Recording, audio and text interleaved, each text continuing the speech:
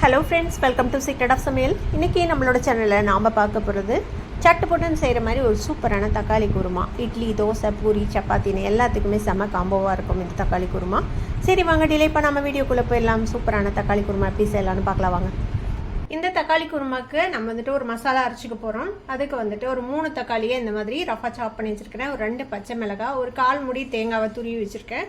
1 table spoon பொட்டுக்கடலை பாதி, முந்திரி பாதி கூட நீங்கள் போட்டு அரைக்கலாம். நான் இன்றைக்கி முந்திரி சேர்க்கல. இதில் கசகசா ஒரு 1/2 டீஸ்பூன், ஒரே ஒரு ஏலக்காய், ஒரு 4 கிராம்பு, ஒரு சின்ன துண்டு பட்டை, ஒரு 3/4 டீஸ்பூன் சோம்பு. இப்போ இது எல்லாத்தையும் நம்ம அரைச்சி எடுத்துக்கலாம். இப்போ எல்லாத்தையும் மிக்ஸி ஜாருக்கு மாற்றியாச்சு. இதை தேவையான அளவுக்கு தண்ணி விட்டு அதை நல்லா பேஸ்ட்டாக அரைச்சி எடுத்துகிட்டு வந்துடலாம். இந்த மாதிரி அரைச்சி எடுத்துக்கோங்க. இப்போ இது இருக்கட்டும். ஒரு ப்ரெஷர் குக்கர் அடுப்பில் வச்சுருக்கேன். இதில் கொஞ்சமாக எண்ணெய் விட்டுக்கலாம். எண்ணெய் சூடானதும் கொஞ்சமாக கடுகு சேர்த்திக்கோங்க. ஒரு 1/2 டீஸ்பூன் கடுகு. நான் ஒரு பாதி பெரிய வெங்காயத்தை இந்த மாதிரி நறுக்கி வச்சுருக்கேன். கொஞ்சமாக கருவேப்பிலை எடுத்து வச்சுருக்கேன். கடுகு பொரிஞ்சதும் நம்ம இந்த வெங்காயம் கருவேப்பிலை சேர்த்துக்கலாம்.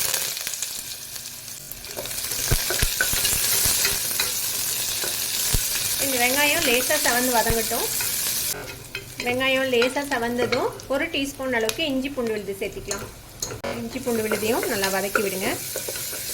இந்த இஞ்சி பூண்டு கூடவே நம்ம கொஞ்சமாக மசாலா பொடியெல்லாம் சேர்த்திக்க போகிறோம். இதுக்கு ஒரு 3/4 டீஸ்பூன் மிளகாத்தூள் எடுத்து வச்சுருக்கேன். நம்ம ஆல்ரெடி 2 பச்சை மிளகாய் சேர்த்து அரைச்சிருக்கோம். 1/2 டீஸ்பூன் மல்லித்தூள், 1/4 டீஸ்பூன் சீரகத்தூள், 1/4 டீஸ்பூன் மஞ்சள் தூள். இந்த எண்ணெயில் லேசாக வதக்கி விட்டு இப்போ ஃப்ளேம் நல்லா லோ பண்ணி வச்சுக்கோங்க, இல்லைன்னா அது தீஞ்சு போயிடும். 1 டேபிள் ஸ்பூன் அளவுக்கு தண்ணி விட்டுக்கலாம்.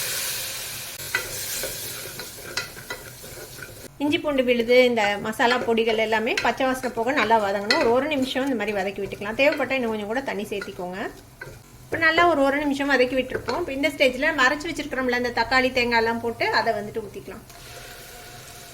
மிக்ஸி ஜாரில் தண்ணி விட்டு அந்த தண்ணியை விட்டுக்கலாம். ஒரு கப் அளவுக்கு தண்ணி சேர்த்திக்கலாம்.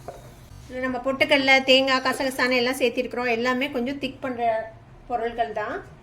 அதனால் தேவையான அளவுக்கு நம்ம தண்ணி விட்டுக்க வேண்டியது. அதில்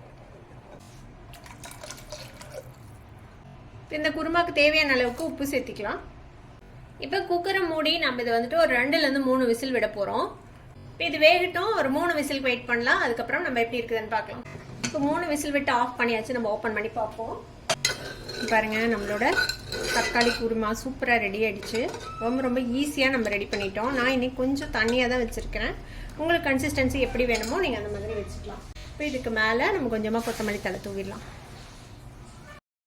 செம்ம ஈஸியான ஒரு தக்காளி குருமா சூப்பராக ரெடி ஆகிடுச்சு. நீங்களும் ட்ரை பண்ணி பாருங்கள். ட்ரை பண்ணி பார்த்துட்டு எப்படி இருந்தது அப்படின்னு கமெண்ட்ஸில் ஃபீட்பேக் கொடுங்க. இந்த வீடியோ உங்களுக்கு பிடிச்சிருந்ததுன்னா சப்ஸ்கிரைப் பண்ணுங்கள். பக்கத்தில் இருக்கிற பெல் ஐக்கானை கிளிக் பண்ணுங்கள். அப்போ தான் என்னோட ஃபியூச்சர் நோட்டிஃபிகேஷன்ஸ் உங்களுக்கு உடனே சேரும்.